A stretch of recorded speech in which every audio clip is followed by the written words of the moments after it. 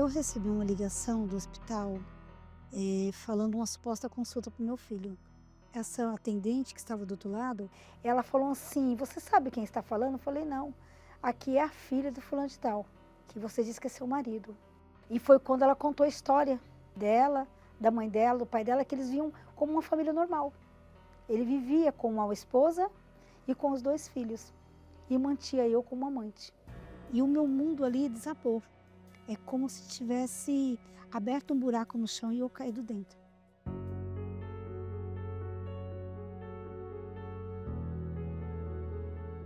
E o momento mais tenso foi no momento quando meu filho, ainda antes da primeira cirurgia dele, que ele tinha as convulsões constantemente, e eu falei assim: "Eu preciso dar um cabo na minha vida, eu preciso acabar com a minha vida. Eu não posso continuar desse jeito. Eu não nasci para ser uma outra pessoa na vida de ninguém". E eu sempre ouvia aquelas vozes falando: "Você não consegue, você não tem jeito, você acabou para você aqui, você acabou a sua vida. É o momento de você agora dar um fim nisso, então basta nisso". Qualquer coisa que eu fizesse para parecer bem, às vezes uma maquiagem, às vezes um sorriso, às vezes numa festa com um familiar, um aniversário de um filho, eu estava sempre triste. Às vezes eu até sorria, mas era um sorriso sim, por fora, mas a minha alma chorava por dentro.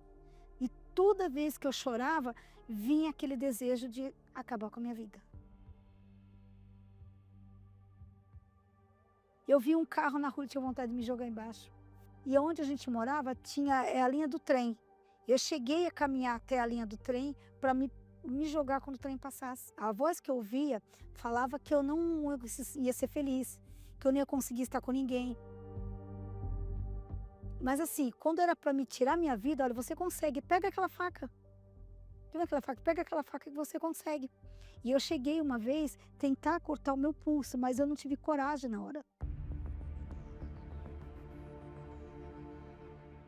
Muitas vezes eu tentei tirar a vida dos meus filhos, mas foi por conta desse problema do meu filho que me desviava a atenção, que eu tinha que me cuidar dele, eu tinha que correr com ele, então me desviava a atenção um pouco da voz. Ele tinha muita febre, e essa febre gerava nele a convulsão, e era constantemente. E quando dava convulsão eu tinha que sair correndo com ele, não era um remédio em casa que passava, eu tinha que correr com ele para o hospital.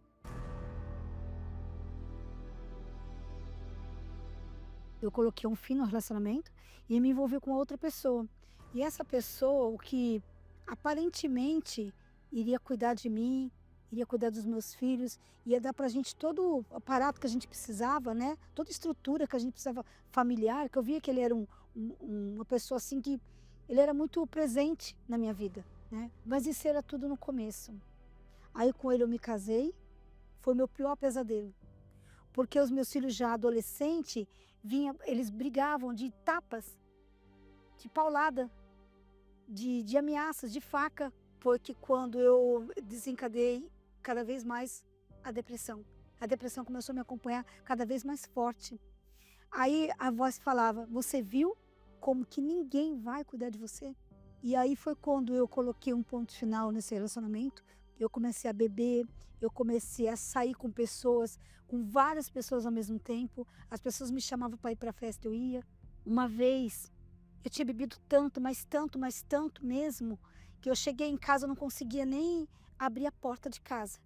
E eu comecei a arranhar a porta como se eu fosse um bicho. Aí minha filha ouviu e veio abrir a porta para mim. Quando ela viu, eu caí. Quando foi no dia seguinte, que eu já estava com muita dor de cabeça, eu conversei com uma pessoa, trocando mensagem com ela, e falei: "Olha, eu não estou bem, não estou legal, eu estou me sentindo muito triste". Eu comecei a chorar conversando com ela, que eu não sei o que que eu vou fazer da minha vida. Agora os meus filhos já estão grandes, estão criados, eles vão começar a cuidar da vida deles, eu acho que eu vou dar um sumiço na minha vida, minha vontade é de sumir. E ela falou assim para mim assim: "Olha, hoje, 3 horas da tarde, tem uma reunião lá na igreja que eu vou. Você não quer ir comigo?". Eu falei assim: "Ah, deixa, uma hora eu vou". Aí passou mais um dia, aí ela me falou assim para mim assim: "Olha, isso seria que numa quarta-feira, vai ter uma reunião lá na igreja que eu vou". Aí eu falei: "Mas essa mulher não tem nada para fazer na vida, ela vive dentro da igreja?". Ela não tem nada para fazer. É segunda, ela vai para a igreja, terça, ela vai para a igreja, quarta, ela vai para a igreja todo dia. Que igreja é essa que fica aberta todo dia? Aí eu falei assim, tá bom, vou te perguntar, mas qual igreja que você vai, que todo dia você vai para a igreja? Ela falou assim, eu vou na Igreja Universal. Aí eu comecei a rir. Eu ri muito. Ela falou, por quê? Eu falei assim, não vou. Você tá louca? Eu não vou na Igreja Universal. Eu não vou, não gosto da Igreja Universal, não gosto de quem é dono da Igreja Universal, eu não gosto de quem frequenta a Igreja Universal, né? Não estou falando de você, mas eu não gosto das pessoas da Igreja Universal. Mas aí quando eu desliguei o telefone, que eu falei com ela, depois de eu ter falado tudo isso para ela, começou a me dar uma angústia, começou a me dar uma tristeza, começou a me dar assim, uma tristeza muito grande.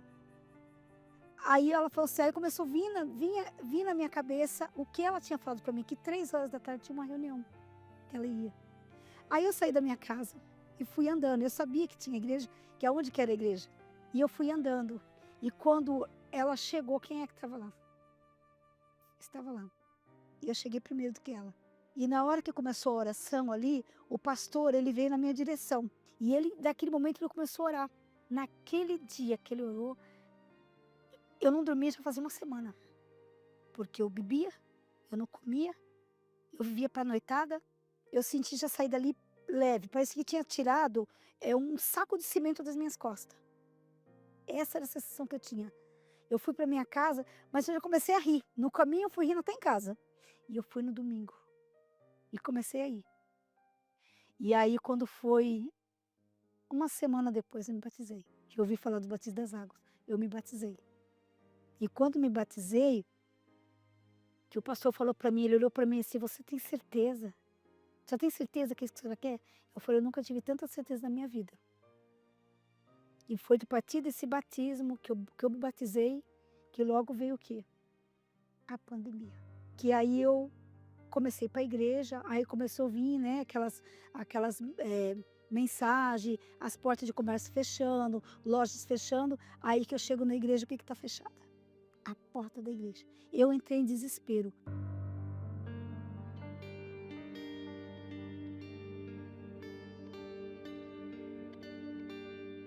E agora o que me deixou mais triste foi chegar aqui e ver a igreja fechada. Como isso é possível? Né? A gente que eu me sinto tão bem, está me fazendo tão bem, Deus está fazendo maravilha na minha vida, está transformando a minha vida. Eu não vejo quando chega o horário da noite ou da tarde para eu vir frequentar a reunião. E agora eu falei assim, não, eu vou hoje à noite, chego aqui, a igreja fechada, é triste, né? Mas eu tenho certeza, em nome de Jesus, que isso vai passar. Que eu tenho a minha fé, a igreja não vai ficar fechada. Ela pode fechar hoje, mas amanhã ela vai abrir as portas novamente. Aí quando passou esse momento de pandemia, que a igreja voltou ao normal aos poucos, voltou ao normal, para mim, cada vez mais a alegria tomava conta de mim. Eu já não ouvia mais vozes. Eu já não, essa voz que me acompanhava há anos da minha vida, desde a minha infância, eu não sabia, eu não ouvia mais, eu não via vultos mais. Ansiedade, depressão, insônia, tudo que já tinha passado, tudo que tinha acabado. Mas me faltava algo que eu necessitava ainda. Eu precisava, não é que eu tinha necessidade daquilo, que era o preenchimento com o Espírito Santo. E comecei a buscar. E veio o dia que eu fui para o meu trabalho, naquele dia, eu tinha que fazer uma organização no apartamento. E quando eu cheguei no apartamento, eles alugavam pelo aplicativo, e quando eu olhei em cima de uma mesinha, tinha um rádio. Ali sim, um radinho ali. E eu falei assim, deixa eu ligar esse rádio aqui, ver o que está tocando. E aí, quando eu ligo, nenhuma rádio pegava, a não ser a rádio da igreja. Que era a Rádio Aleluia. A única que pegava.